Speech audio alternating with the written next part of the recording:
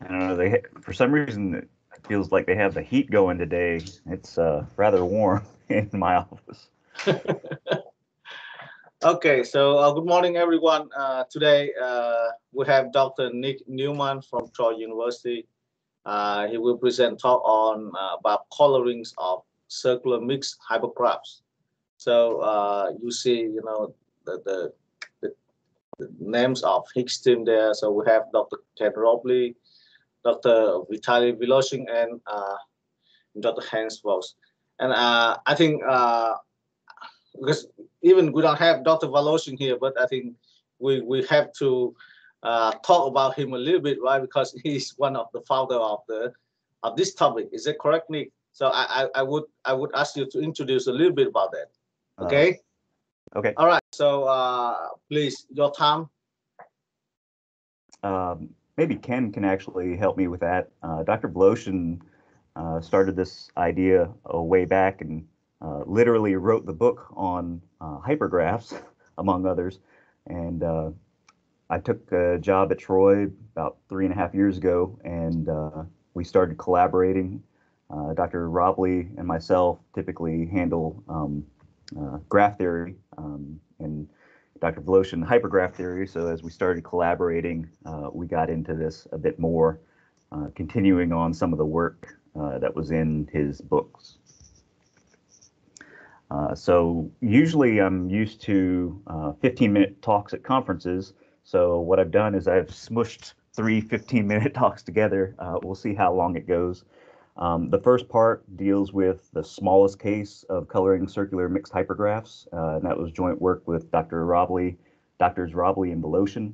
The second one, I was actually finishing the third one, the incomplete work of Dr. Voss, and Dr. Voloshin, and I was just out for a jog one day, and I got to thinking back on the first paper, and I was, hey, wait a second, this is just going to work so easy in this other case, and wrote that in a few days, and we're polishing it up for submission now.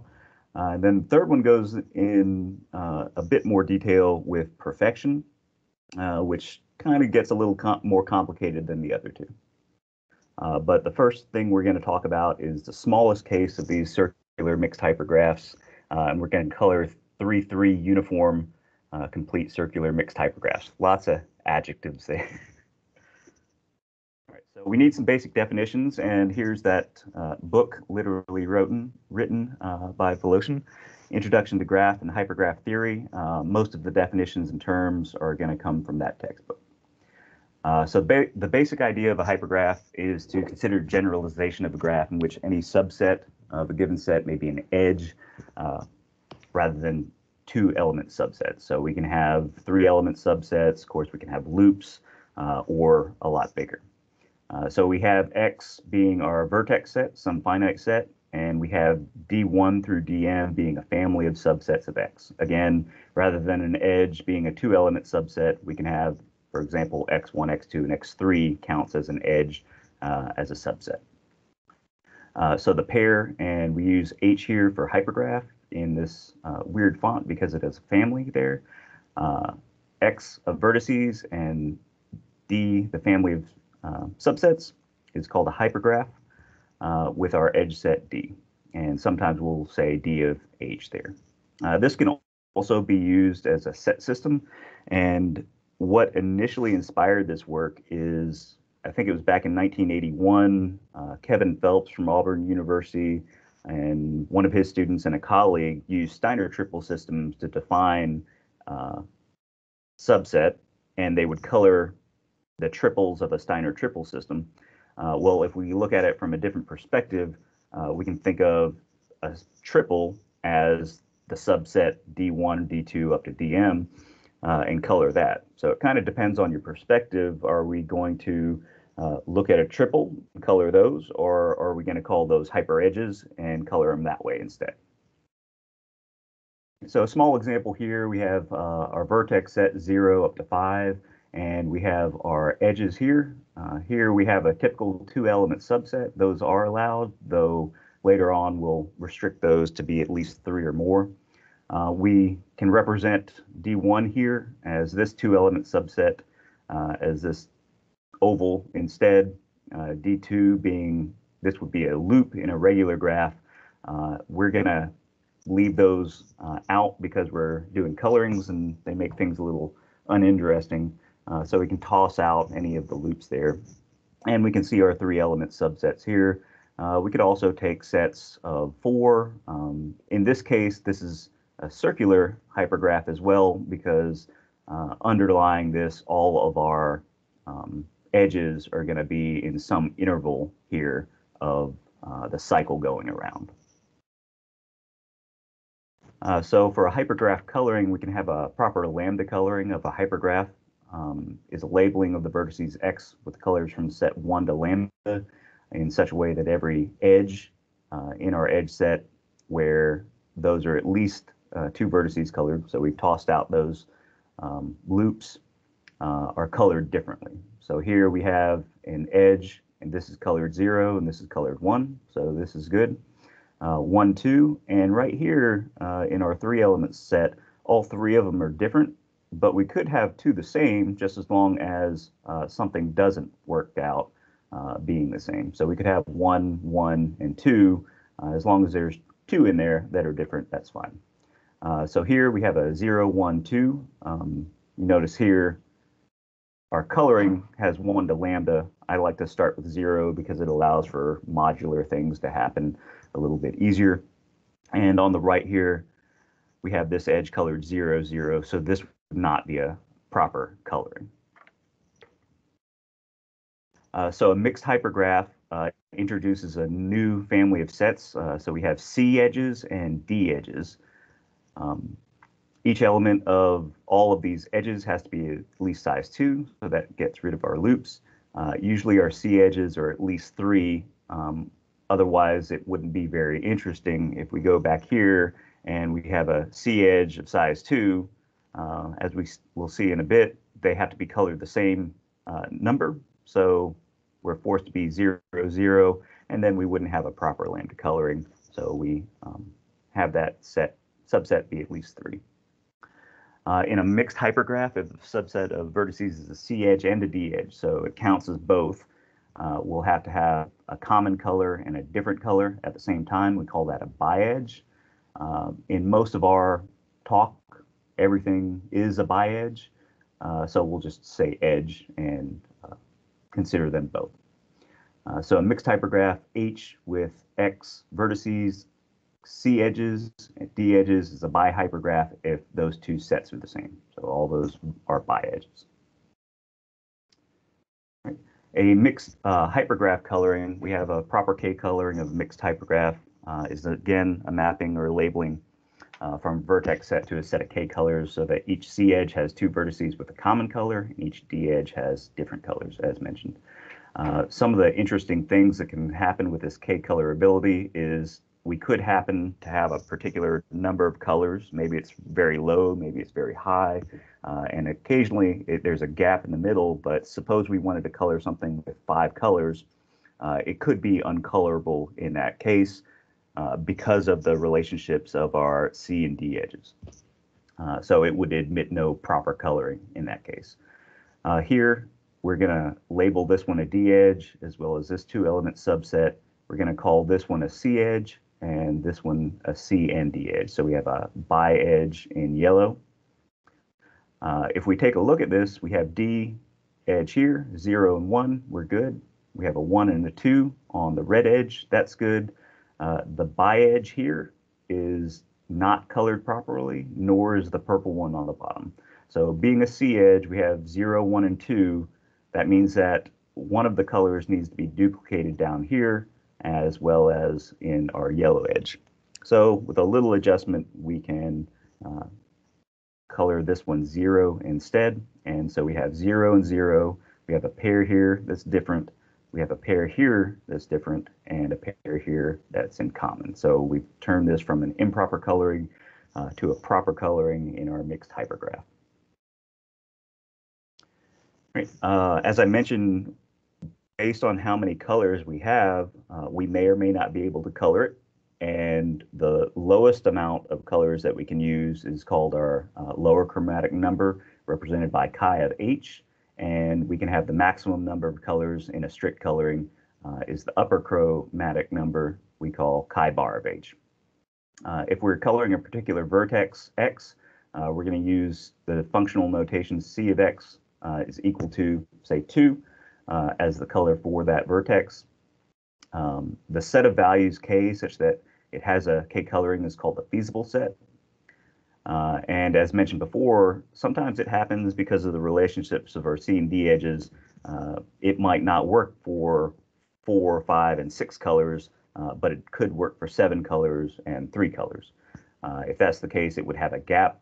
Otherwise, if it works for all of those values, we say that it's continuous and it has no gaps. All right, so here we have that graph again. We have 0, 1, 0. This is a D edge. This is properly colored. The red edge is properly colored. The C edge is properly colored, as well as the bi edge up here. So we're able to color this, and this would be 2 colorable. Well, we can change a couple of things, and now it's going to be 3 colorable and still satisfy the proper coloring definition. But if we tried to add a third color, fourth color, we'll have these over here. And sometimes if you're going between graph theory and hypergraph theory, they don't really like this because you're able to kind of leverage the fact that it's a hypergraph just to introduce new numbers. So this would be 2, 3, and 4 colorable. That feasible set would be continuous with no gaps. And if I'm not mistaken, we can't introduce another color there. So we have families of hypergraphs, just like we have families of graphs. In this case, we're starting off with an interval hypergraph. There's going to be a linear ordering of our vertices, x1 up to xn. Sometimes I shift that down, x0 to x sub n minus 1, again, so we can use some modular arithmetic, such that every edge induces an interval of this ordering.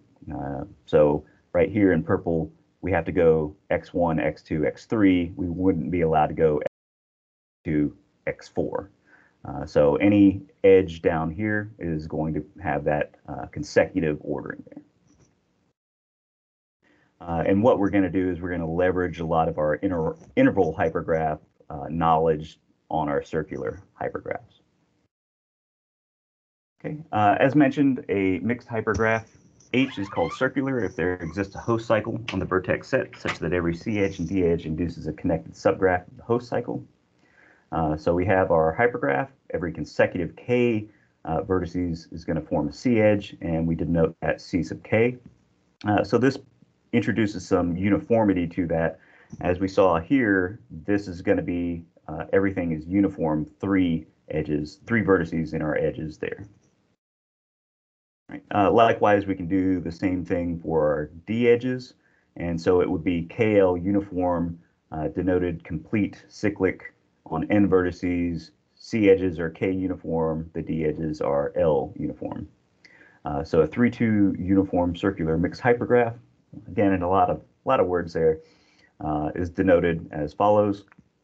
And every consecutive triple is going to have 2 colors in common, and every consecutive pair must be colored differently.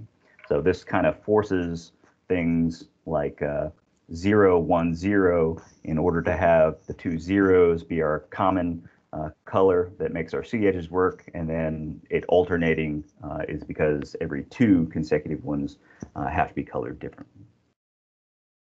So what we're able to do is we're going to take our interval hypergraphs and we're just going to kind of bend them around, and if we connect these on the end, we're going to get our circular hypergraph. And that's where we're able to leverage a lot of things, because if we delete an edge or delete a vertex, we're now in an environment of interval hypergraphs, and we're able to use all the knowledge that was in Dr. Voloshin's textbook. So we turn our interval hypergraph into a circular hypergraph, and here this mess is a 3-2 complete cyclic hypergraph. So if we look at our blue edge, here's 3 consecutive vertices. Our green edge, there's 3 consecutive, and then the black cycle that is sometimes called the host graph is also associating our D edges. So every pair consecutively has to be colored differently. Every triple has to have something in common. And as mentioned before, this kind of forces our hand. We have 0 and then 1 here. There's nothing we can do except color this one 0, since we have to match one of these, and these two consecutively can't be colored the same. With that, it happens that this is going to be our only coloring that's possible here. Even if we try to introduce a 2, say at the 0, it would satisfy our D edge here, but then we violate our blue common edge there. So it gets to be a bit of a mess if I try to color these this way with our edges represented by these ovals. So there's going to be a lot of different versions of the hypergraphs, and I'll kind of explain them as we get to them. Here, well, I was mistaken. It's been a while since I gave this one. We were able to introduce 2 here, and if we get rid of our D edges, we're able to do a bit more on that. So we can cycle these around, and we're allowed now consecutive colorings here, so we're able to get up to 3 colors. So if we look at something a little bit bigger, here we have bi-edges that are going to be represented by these blue ovals. We have 18 vertices, and because we are no longer in a 3-2 setting, so the 2 consecutive being our D edges, these are bi-edges, this is a 3-3 setting. So we're able to have these consecutive colors of 0, 0 here, and then because it is a bi-edge, we have to have at least one different in this case. So this edge is going to be properly colored, and as we move around our cycle, since this is 0 and 1, we have the option of picking up either of those colors. Suppose we chose to color that one 1, then we're going to have 1, 0, 1, and we're forced into our decision for our next one. This is going to be 1, 1. This needs to be different, so we could color that 2. And we get that same pattern that we saw before, where we're going to take every consecutive pair is going to introduce new colorings. So here we end up with 9 colors, and if we look at our number of vertices here of 18, we'll notice that that is half of that. So we know that we can color this with at least half when n is even. And suppose instead we chose 0 there, we have 0, 0, 1, 0 now. We have to backtrack, and we have to pull either 0 or 1 to have that bi-edge properly colored. If we chose 0, we can go around and we'll get 7. And we can kind of shift down on each of these. As I mentioned before, a lot of graph theorists don't like the colorings of hypergraphs because of the ability to just introduce new colors without any ramifications. So when we do that, we're able to take one of our other ones and just kind of shift down here. If we notice our 8s over here, if we duplicate some color to 2 instead, we'll shift all of these numbers down and we'll get 7. And this is how we're able to get our continuous feasible set for this particular hypergraph. And even complete circular 3-3 uniform hypergraphs in general. So as we move around, we're going to backtrack on these 2s, and then we're able to shift all of these back down. And we can continue in this fashion all the way down to 3 colors, but then we kind of get a little bit stuck because the repetition is going to ruin something here. If we choose 0s, then this edge would be violated. If we choose 1s, this edge will be violated. So we're just able to alternate in the next step to get all the way down to 2. So far we know that our feasible set here goes from 2 up to half, but we don't know about that n over 2. Is there a way we can introduce one more thing there? Well, we'll look at that in a little bit. All right. In the odd case, we can do something similar, but if we try to follow the pattern that we had before, as we come around the cycle, we end up with a little bit of a problem here. Since this is all of them are bi-edges, we violate our coloring for C edges here, and we're going to have to do a little bit of an adjustment. If my animation works, there we go. And so we're satisfying this one now, tossing out that 8, and we have to preserve this edge as well. We're going to kind of backtrack a little bit, introduce this 0 so that it's satisfied, and move that 7 up a little bit. So we didn't quite get up to 9, and so we can think of this as n over 2 round down, or the upper chromatic number is at least n minus 1 over 2 when n is odd. So we can color it with at least that many colors, and we can color it with 2 colors, and we can do the same trick where we take the previous coloring and we're able to shift down again to create that feasible set that goes all the way down to 2. And here we have that coloring, 2 coloring there. So we end up with a continuous feasible set from 2 up to n minus 1 over 2. But again, we're not quite sure about this upper chromatic number yet. So in the even case, if we try to push that a little bit, we have 0, 0, 1. That's fine. We're going to color the next one. We're forced to have 0 or 1, and this is going to color code down through these. And as we color these, if we chose 0 here, then we're forced to either choose 0 or 1 again. If we chose 1, the green edge, the C part is satisfied, so we can up that to 2 in that case. And as we keep going around, if this were 1 and this were 2, then this could be 1 or 2 in green. But since we're trying to push that upper chromatic number as much as possible, we'd have to choose 2 here in order to kind of tick this up as we go around. And what happens is, because of this pattern and the restrictions of our 3-3 uniform edges, there's nothing we can do. We're stuck. And so we're going to end up with, on 18 vertices, half that number is going to be our upper chromatic number. And we can see there's no way out of this. We can't color things any differently, be a little smart about what we're doing. We're stuck. So that ends up being our upper chromatic number for even. And of course, here we have to have n at least 5, because it's not very interesting when the edges are going to take up everything. Okay. And this same kind of pattern works as well for the odd case. Just because of the size of our bi-edges, there's not much we can do. All right. So it turns out that we no longer have question marks on these feasible sets. They're continuous, and they do go from 2 up to half the number of vertices when n is even, and 2 up to half the vertices round down when n is odd.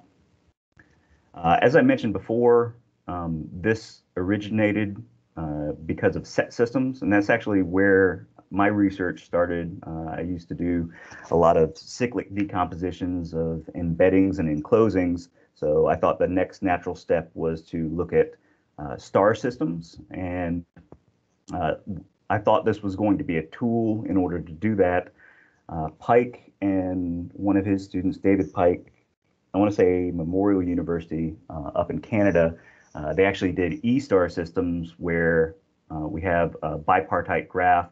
One side is 1, it's complete, and it goes to everything in the other part.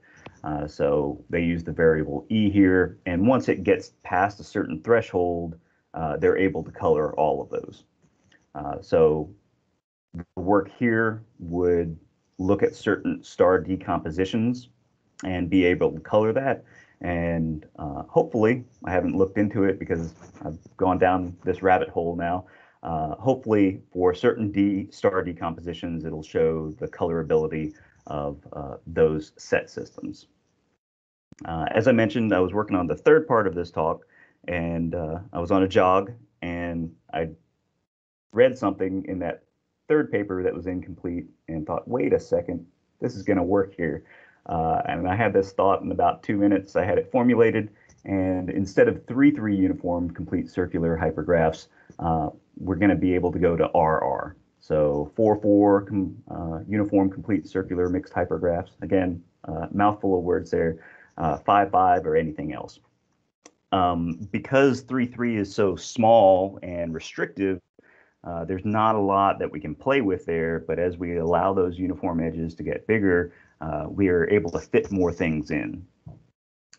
And so we're going to look at an algorithm that allows us to give a proper coloring. We're going to get an output here of our vertices colors, and it's going to be a n tuple that tells us how to color everything in the cyclic ordering. All right, so a lot of things here, but we'll see a picture that's going to tell us what's going on really easily.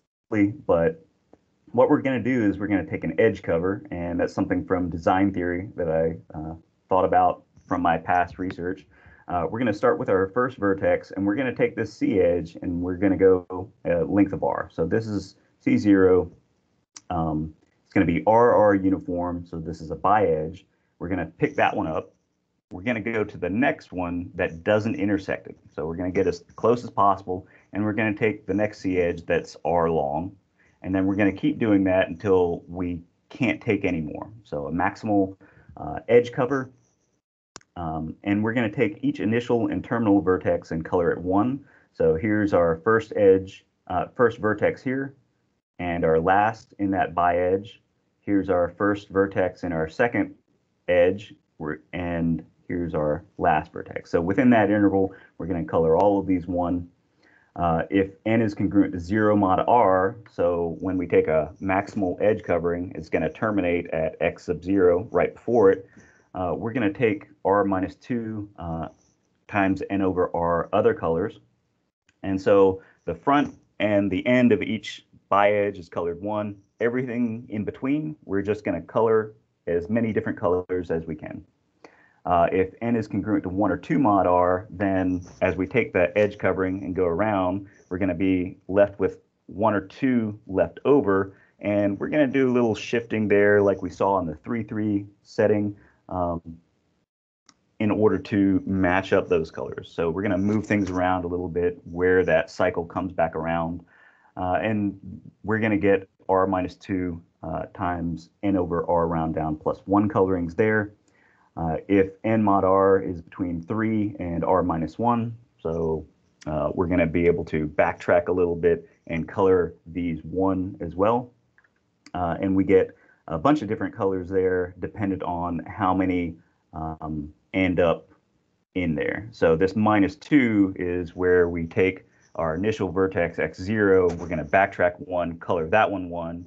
We're going to take the last vertex of our edge covering and go 1 forward, color that one 1. And that's going to get everything in between, so we're going to be able to put m other colors in between those new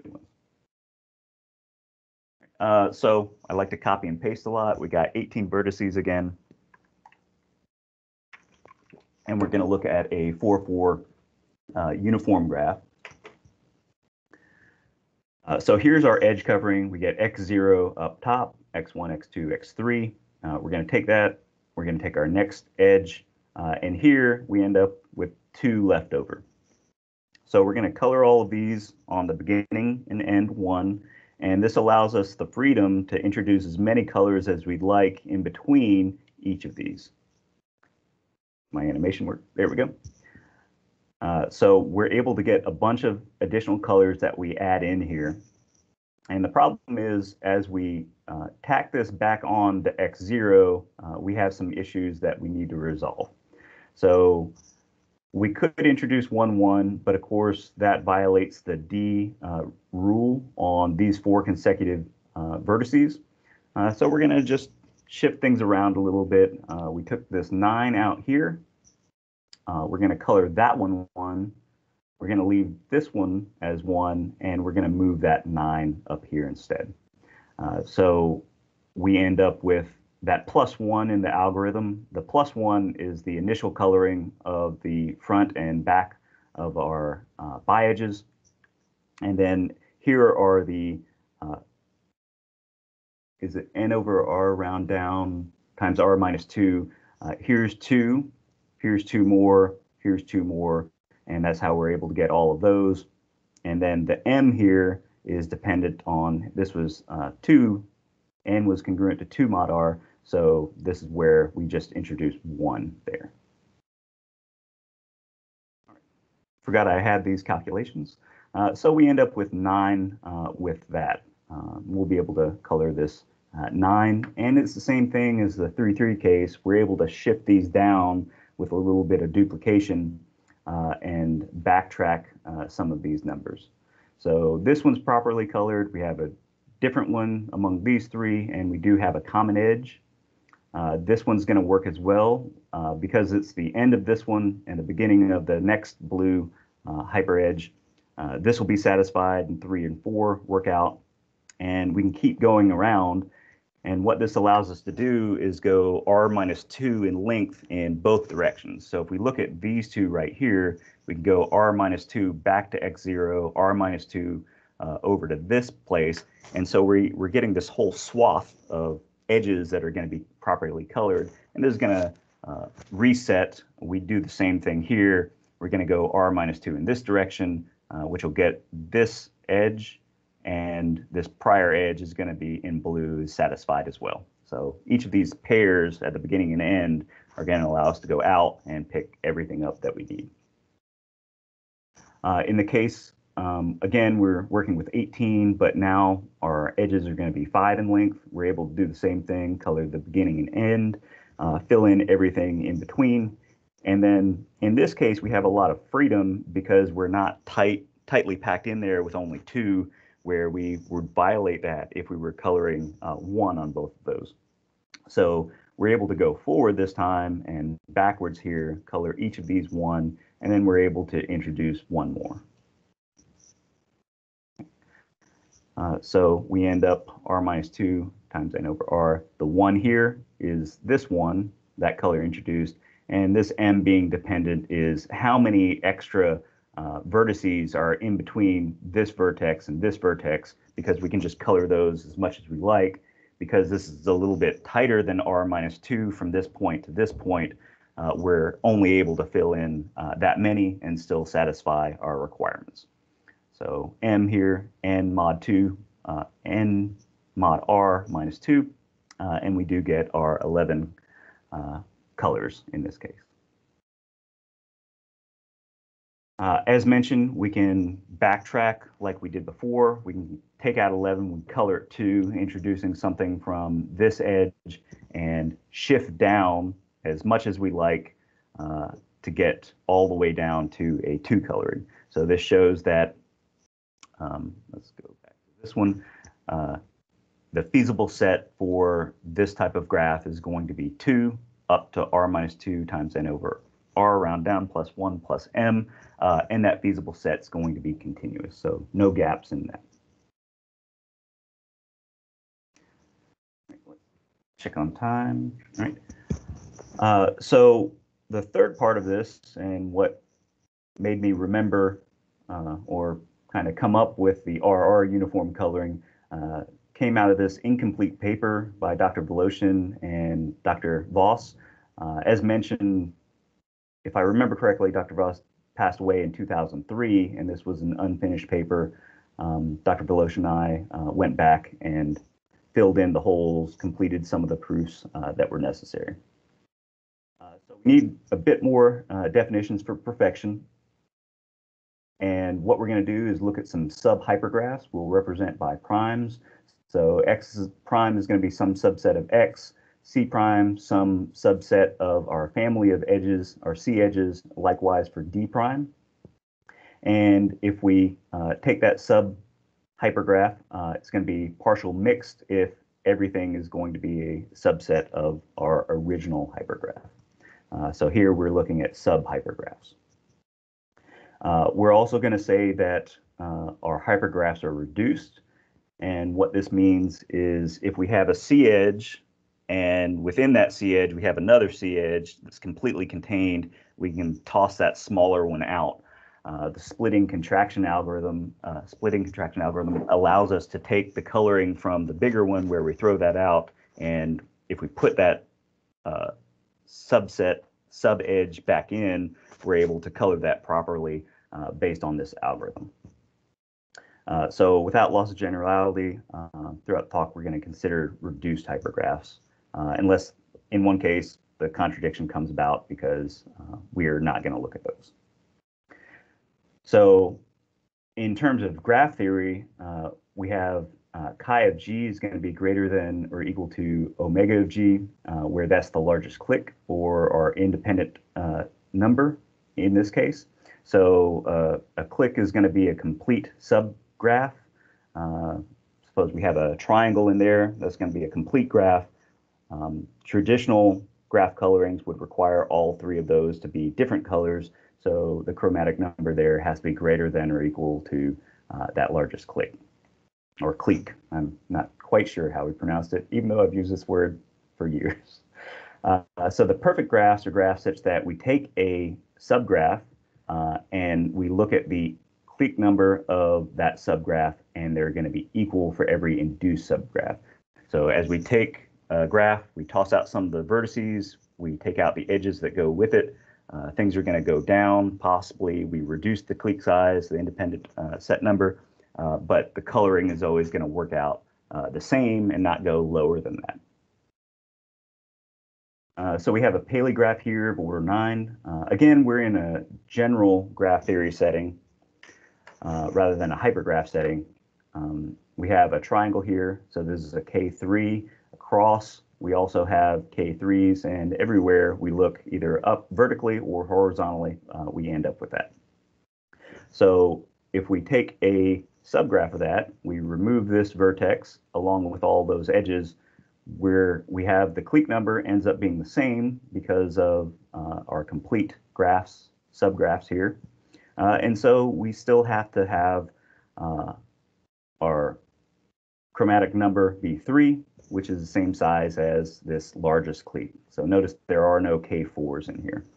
As we remove more vertices, we still end up with a clique down here.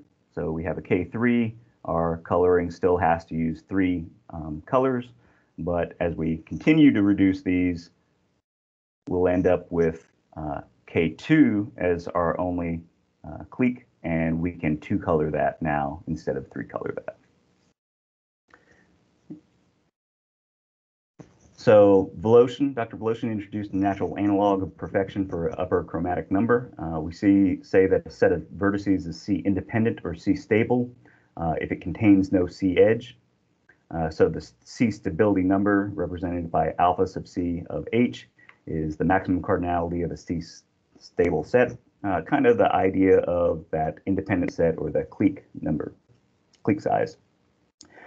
So it ends up that the upper chromatic number always has to be less than or equal to this C stability number, because a set with more distinct colors than alpha would assign different colors to all the vertices of some C edge.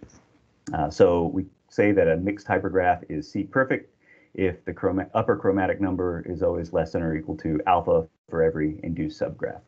So same thing, we're going to remove some vertices, and we want our chromatic number to go down along with our stability number. Right. As mentioned before, we need some help from interval mixed hypergraphs, because if we have our circular hypergraph and we remove one point, then we can unfold it and it becomes an interval mixed hypergraph. And Bulgari and Voloshin proved that it's C perfect if and only if H does not contain an induced C monostar or a C bistar. We also have this definition that a hypergraph is critically C imperfect if it's strictly less, the upper chromatic number is strictly less than alpha. And monostars and covered C bistars with 2 C edges are going to be critically imperfect. All right, so some definitions better shown with pictures. Here we have a monostar. All our C edges kind of emanate from this one vertex. They all contain that, so the intersection of those contains that one vertex, thus the mono, and the star part, we can spread those around, kind of looks like it's bursting out. The bistar would have 2 vertices in there instead, and if I'm not mistaken, has to have a D edge in between those. So those 2 vertices that are the center of the star would have to be colored differently. Okay. So we have a class of circular mixed hypergraphs. S sub n. And we're going to take all of these of order n greater than or equal to 7. We're going to make sure that it has no induced monostar or induced bistar. As mentioned before, if we remove that, we get an interval graph, and the previous theorem applies. And we're going to take our C edges so that there's kind of an ordering where instead of the edge cover that we saw in the second part, we're actually going to intersect those, and they're always going to intersect in one vertex or K2, so an edge in between those. Additionally, when we take two consecutive ones, it needs to cover the entire vertex set. So in this case, we have a non-uniform example, 0, 1, 2, 3. And then 2, 3, 4, 5, 6 will be the next one. It does have to intersect, in this case, at the K2 here, and wrap all the way around so that this edge and this edge are going to cover the entire vertex set. As we keep wrapping around, we're kind of forced to take certain edges because the red edge goes all the way around. And again, this is a different model because those ovals don't quite wrap around nicely. So this red line here is not saying that there's an edge between these two vertices. Instead, it's saying that these 5 vertices are all in one edge. Here's vertex 6. We need to pick up this one and or this one. In this case, we're just going to pick up the 6. We're going to wrap around. Notice the red edge stops here. We need to cover the entire set, so this edge is only going to contain these upper 3. We have our green edge now. We can pick up this edge and or this edge. We have 1, so we're just going to use this one. We need to wrap around with the purple one and cover the vertex set again.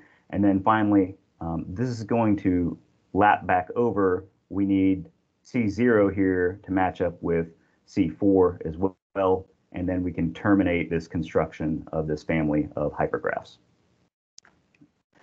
If H contains no D edges of size 2, then we can have Sn be a cycloid. So we have this R, 2R minus 1. We have our edge size and how many of those edges are appearing in the cycloid. And we can do something similar. Instead of taking a complete one, we can just take some of these edges and kind of push those along our interval as well to get another family of graphs that fall in S sub n. All right, we need a lemma here. If we have our hypergraph and it contains 2 C edges, C1 and C2, where we have that intersection either be one vertex or K2, and that union is the entire vertex set, we're going to have some edge that's not one of these 2 that we're talking about, and it contains something from the second one here, having a bad intersection with C2. So it has this vertex, but it doesn't intersect at 1 or 2 vertices. We're going to call that a bad intersection, and we're going to backtrack a little bit in case that is a D edge. So we can take this X2 sub K2 and the one prior to that, or if that's a D edge, we're going to take the vertex that's 2 back from that instead. In this case, our upper chromatic number ends up being n minus 2. All right, so picture proof here. We have these 2 being consecutive. We're able to color those the same if they're not in D. Likewise over here with this intersection. This will alternate based on whether it's a good or bad intersection. We can color everything else in between there, different colors. And so we end up with that n minus 2 upper chromatic number. Okay, this kind of switches a little bit in the case that they are in D. As we mentioned, we backtrack, but we're still able to color everything else and pick this one up. In the prior picture, it would have been this one, and color all of those. And we can see as we alternate those, dependent on the intersection, where those would go and how those colorings would adjust. Similar to the prior ones, we just have to make a slight adjustment where there's complications. Here's a reduced graph. So this one right here, we would toss that one out because the blue edge is a bi edge and also a C edge. So we wouldn't need to use something like this at all. Okay, here we have a bad intersection with our light blue one. In red, we intersect it more than just the end or the last two of those vertices. All right, we can pick up C colors here with another edge, and as we saw before, just kind of color those as much as we'd like for all these other ones. So any hypergraph H of Sn is critically C imperfect. And I'm running out of time, so we'll skip talking about this and just go straight to the colorings. Here, we're looking at these M, L1, L2 as subsets of our intersections of some of the C edges. As we saw in the discrete one, they have to overlap in at least one or two vertices as we're working our way around. And so these are those intersections. Might be one, might be two. But when we do that, we're going to color those the same. C, X, Y, and Z are going to be colored the same. And then we're looking at something over here that's not colored one. This is going to allow us to put as many colors as we like on the remaining vertices. But in this instance, if we took away ML, we end up with a subgraph, subhypergraph that is now an interval hypergraph. And we get a problem here in blue where this is improperly colored. We can keep doing that with different situations, and we end up with the same thing. When we pluck that one vertex out, we get things that aren't properly colored. So neither this one or this one are going to be properly colored. There's no common color in each of these blue and red C edges. This is another subcase that takes care of an adjustment if those happen to be the same. What happens here is everything's nice on one side, but then on the other side, it ends up not working right because of where those colors are kind of migrating to. So what we're able to do is say that a circular mixed hypergraph H is C-perfect if and only if the hypergraph is not a family of that and it doesn't contain any C monostars or bistars. So in order to do this, we're going to take a C transversal. This is just some independent set here. I'm sorry, a C transversal is going to contain every C edge. So if we take this red vertex here, it has red and purple. If we take this red vertex here, we get blue and green. So all C edges are taken into account just by these two. Well, what that means is that all the black vertices as a set is going to be a independent set, and so that's going to be our C stability number. What we're able to do is because the C transversal takes care of all of our C edges, we're able to color those the same color and everything else something different. What happens is we're going to take these in pairs. Notice this n minus t, where that's our transversal size. We're going to color things consecutively if they aren't a D edge. Otherwise, we're going to backtrack and make a fix here if they are a D edge. So we take this one. We're going to take these two. So we have Z sub I and the prior one. This is where this intersection occurs between our green and purple edge. Likewise, if we look at a prior slide, this would be our intersection of our blue and green edge, I think. And so what we're going to do is color these consecutively the same color and color everything else different colors. So we're able to get our up to n minus t different colors, which was that coloring required by our independence number, and we're able to, based on taking out one vertex, go back to the theorem proved by Bulgaro and Voloshin, and we're able to use our interval hypergraphs theorem in order to show that those are perfect. So we end up with all those sub-hypergraphs working out. As mentioned, Dr. Voss passed away. I did remember correctly, 2003, and it's greatly appreciated what he had worked on and left us to continue in terms of research. This is some selected papers that kind of spread out through all three of those other research projects. And that's the end. A lot, 92 slides. Yeah, thank you very much, Nick, for an interesting talk. So now I think it's time for discussion. Do you have any questions or comments for our speaker? So I see Dr. Robley here. If he wants to give some comment about this joint work. I mean, the talk was interesting, right? Like,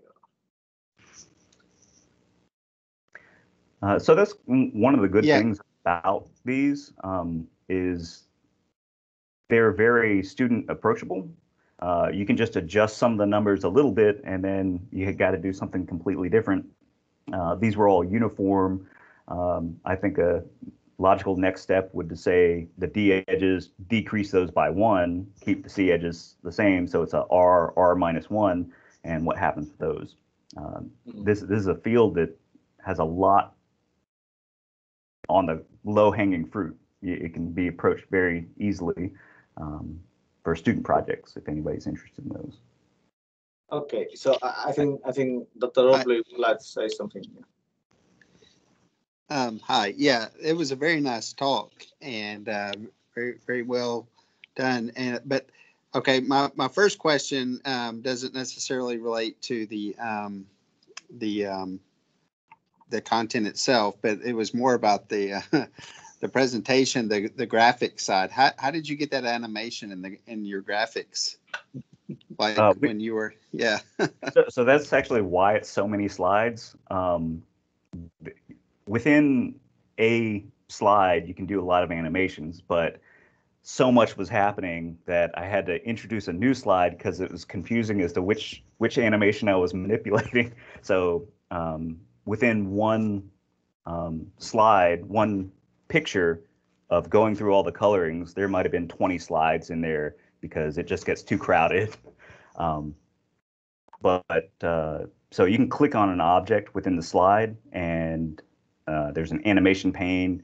It introduces emphasis. You can make it appear, you can make it disappear, and there's something a little bit more complicated where you can create motion paths, and that's where the interval hypergraph kind of went into a circle, and then I added some more.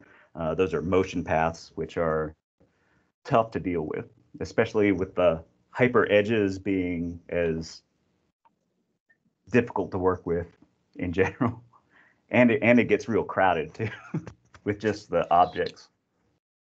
Was that in WinFig or was that? This is all PowerPoint. Oh, okay. Oh, nice. Oh, wow. Well, yeah, it was really well done. And I would comment that when I was only working with them on the first paper, but when we one of the interesting things about this collaboration was, Dr. Newman comes from a more of a design theory and some graph theory background, and Dr. Voloshin, of course, comes from the he's pioneered the area of mixed hypergraph coloring, and so it was a nice it was nice to see how Dr. Newman picked up on this and ran with it to the extent that he did, and moved it forward, and not only with the paper on the 3.3, the first one, but then moving that to the RR, and then the third paper completing that as well, and so it was really nice to see how he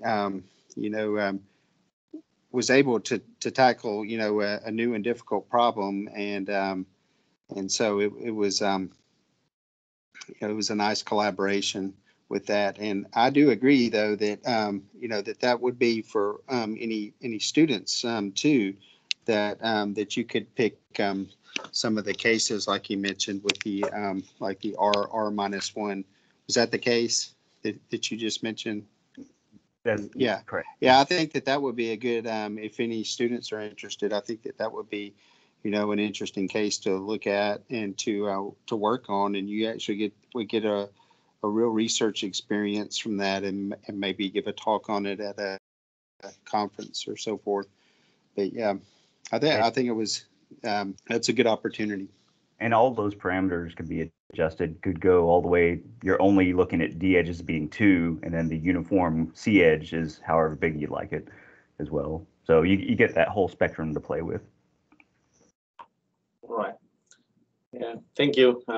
So do you have anything else for our speaker? If not, please thank our speaker again for his talk. And Thank you. yeah, and you know, thank you everyone for joining us. And as you know, this is the last talk, right?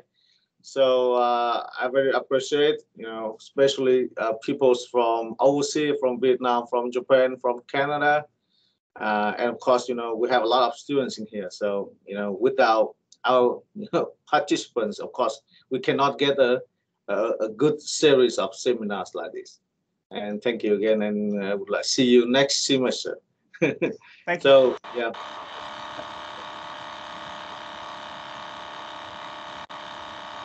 Thank you.